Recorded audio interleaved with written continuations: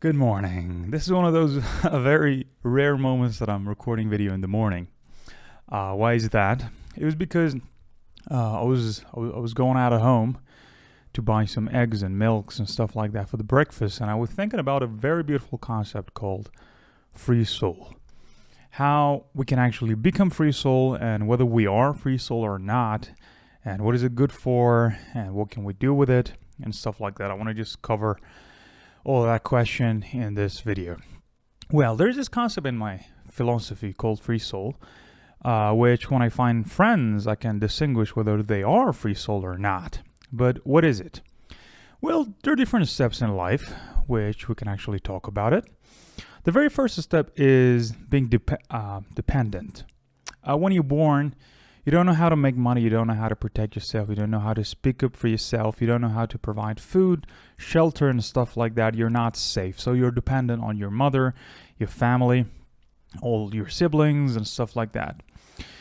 So it takes a lot of time for you to become independent. Maybe, I don't know, 10 years, 20 years, 30 years. All depends on your family situation and yourself and your personality. But finally, you become independent. By becoming independent, I mean you know how to make money, you know how to make friends, you know how to get into relationships, how to keep up with your friendships, how to find a job, how to have a home, food, and stuff like that. So you become independent. Imagine if we have, I don't know, 10 different parameters in the world of independency. By knowing how to do all of those things, you know 5 of them, for instance, and you're kind of like half independent. You're totally okay. You can go into the society, you can have your own home, you can actually start working, having your own community, and your life starts there. So you're independent. You're not dependent on your family anymore. You're independent in 5 of those 10 parameters. In those categories, you're kind of like independent and dependent on some of other factors. So by having more experience in life, depends on your situation, depends on your life and your personality, you will experience things in a different way, and finally you become fully independent. So maybe it takes you, I don't know, 10 more years, and by the time that you're fully independent, you're 40 years old. And by become fully independent, it means that, for instance, just let's go for an example.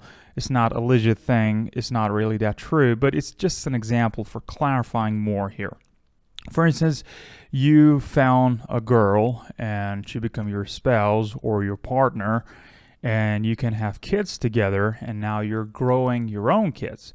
You're trying to teach them something. You're trying to learn things in a different way, and you're trying to teach them to your kids to make them independent someday. So by that time, that now you have your own connections, you have your own networks and all that things.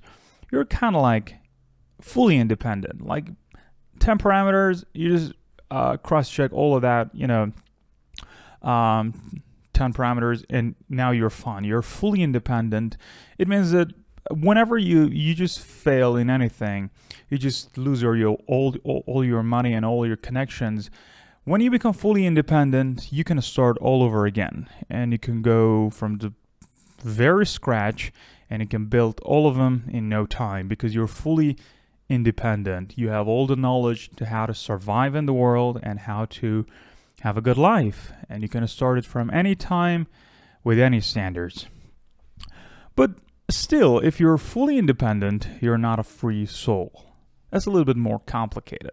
Well, how can we become free soul? Well, first you need to, get into the dependent phase, then you become independent, then you become fully independent. Now there's another step before you become free soul called maturity. Well, maturity has lots of different sides, and it does not come by itself. It comes by thinking. It comes by dedication. It comes by different form of experiences. You get yourself into weird situations, and you finally find yourself totally mature because you experienced in different ways things which couldn't be normal by themselves, but you experienced them in a very weird situation, and now you know how things works better than the others and stuff like that. So anyway, maturity is a very big concept. I don't want to get into that part because I want to talk about being free soul. But after being fully independent, you need to become full mature. So maybe I'll talk about maturity in another video. But when you become fully mature, it means that already you're a good problem solver. You can take care of yourself. See, you're fully independent. You can take care of yourself and your family. By becoming fully mature, you can take care of yourself, your family, and other people. You care about others as well. So it's not only in your personal world. It's about others as well. So you're that strong that you're fully independent, and you're that mature that you can take care of others as well. Your concerns are beyond your personal realm. It's more than that. Okay, so being dependent, independent, fully independent, become mature, fully mature, and now there's one single step. By being free soul, it means that you're fully mature. But even though when you're fully mature, there are some emotional bonds between you and everything you experienced so far in your life. That's amazing. So you're creating this empire for yourself, a big castle, all right, from the scratch. You are all dependent, and by become independent, you have to build something on top of another thing, and by become fully independent, you're building more, and by the time that you're fully mature, you built up a castle. So this castle consists of your family, your mom, your siblings, your dad, your spouse, your children, your network, your very close friends, and all of that things, your career, whatever you got in all these years. By become free soul, it means that any time in your life, you can turn your back on to those things, and you can say that now I think, after all these years, I was so wrong about all of it, and now I have to start all over again. I don't care how much money I had. I don't care what career I built. I think they're not for me anymore. So, by disconnecting those bonds, those emotional bonds, by letting go lots of those bonds, and by free some of the chains that the society and your family and all that things connected to you, by freeing those chains, you can actually become a free soul. You can do whatever you like in the world. You can go wherever you want. You can be whoever you want. So, you are fully independent, you are fully mature, and you can do whatever you want now. So you're a free soul.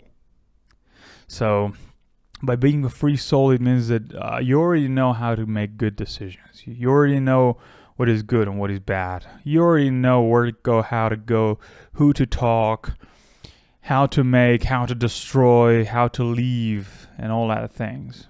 And when you're a free soul, nothing in the world can stop you, in my opinion.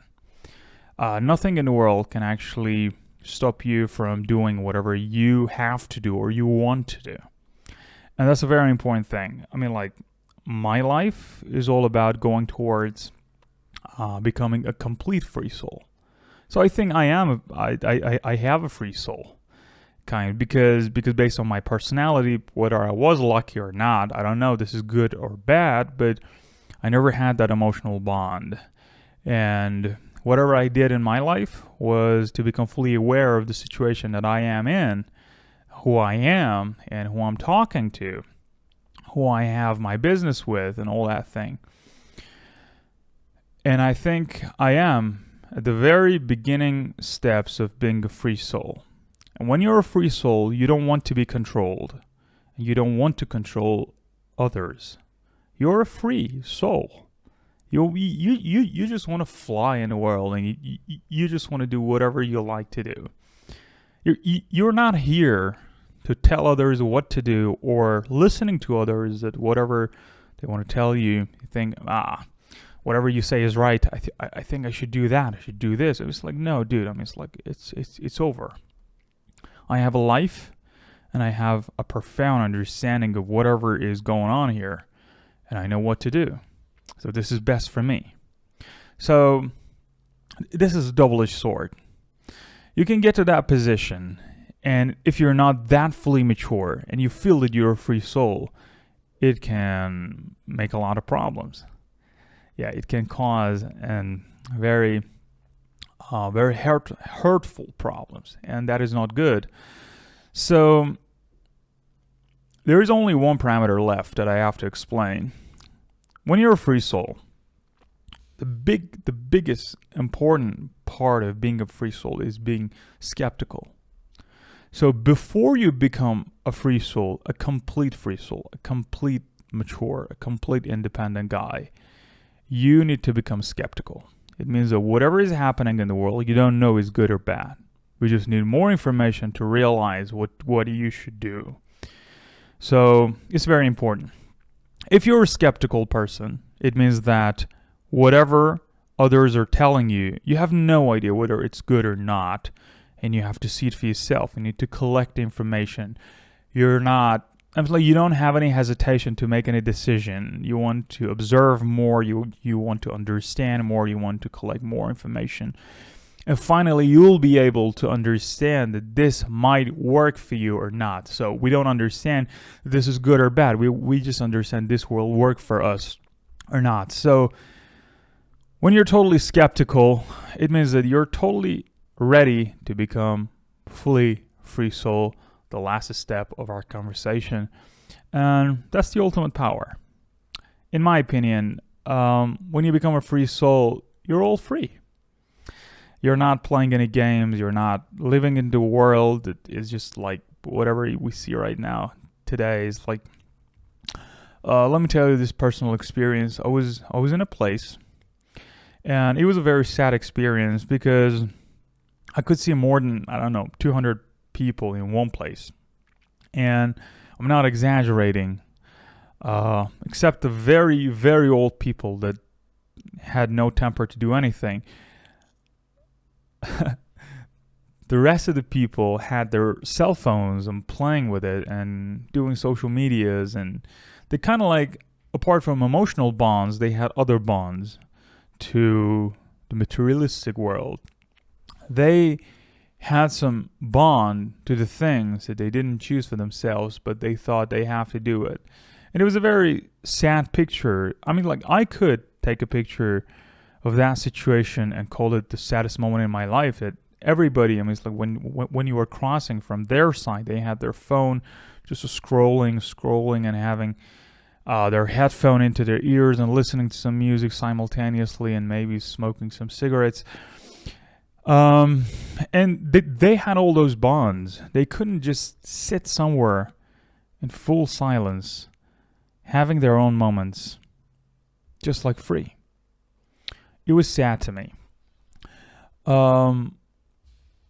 As I was talking about being skeptical, I don't know whether this is good or bad. I don't know being a free soul is good things or not. I am so skeptical about that as well. But I'm saying it feels more real to me to become a free soul than the things that I was witnessing the other day. This was all about being a free soul, and I really like the concept, and I feel my life is all toward being a free soul, a complete free soul. I think I'm at the very early stages of being a free soul. I'm experiencing something that I don't know it's good or not, but being a free soul is whatever I want to become. Hope you had a good time. Hope it was a fantastic concept for you as well, because it makes me enthusiastic. Like in the middle of the morning, I have to record this for you. But anyway, Thank you so much for watching. Have a good time and love you all. Bye bye.